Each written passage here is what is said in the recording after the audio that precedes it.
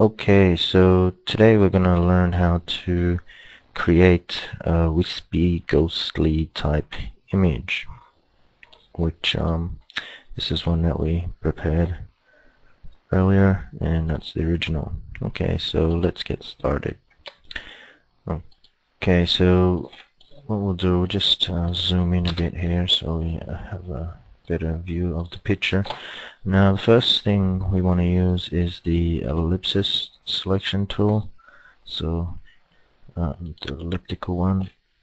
Now, of course, we want to use this to select the iris, and we want to do it without selecting the white. So if you hold the Alt key and the Shift key and put it in the middle, then it should kind of create a circle there for you.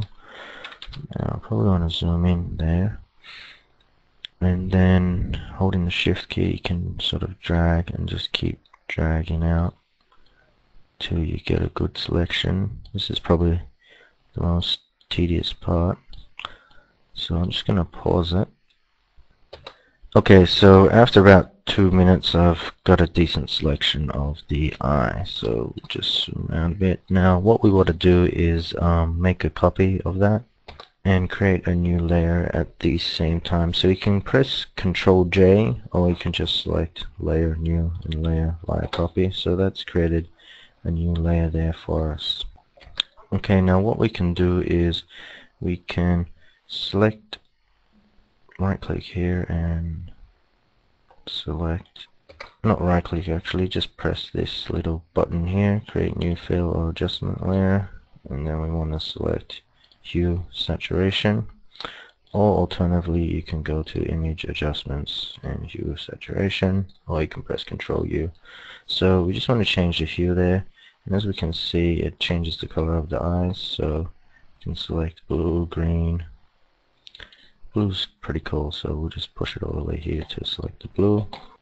Now the next thing we want to do is select our first layer with the main layer, and just press that same button and go to hue and saturation, or image adjustments, hue saturation, and then we just want to move the saturation all the way to the left to give us that sort of gray effect, and just hit OK.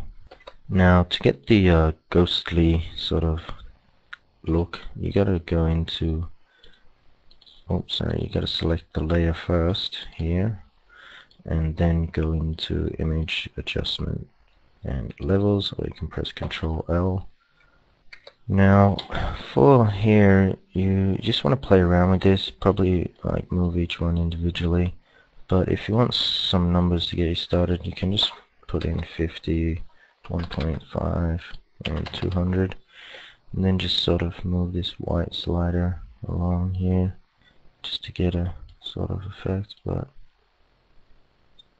yeah, just a little fiddling around until you find what you're after. So yeah, we'll just stick with that for the moment. Okay, so I'm just gonna sit with 41.5 and 122. Now what we want to do next is, to make it look ghosty, you want to use the paintbrush tool and use like a pretty big brush. Either I'm going to use one of these blurry type ones, 45 or 65, so that's kind of contrast to the size that you want to be using. And then you just want to reset your colors, hit D, and then you can press X to swap them around so it's white on top.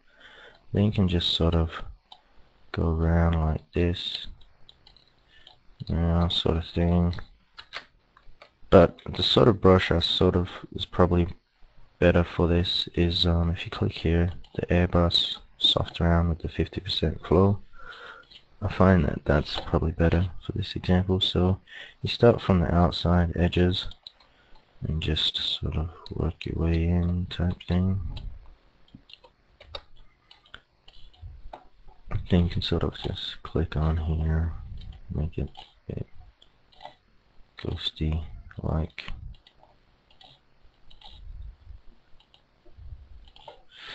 And yeah, so that's basically it. Then you can sort of still go back and change the um, saturation of the eyes, so you can sort of go blue or green or brown, whatever color you want, and that's basically it. So hope that's helped you, and keep an eye out for more free Photoshop tutorials on our website at love2help.com. That's LUV number 2 HELP.com. Okay, good luck.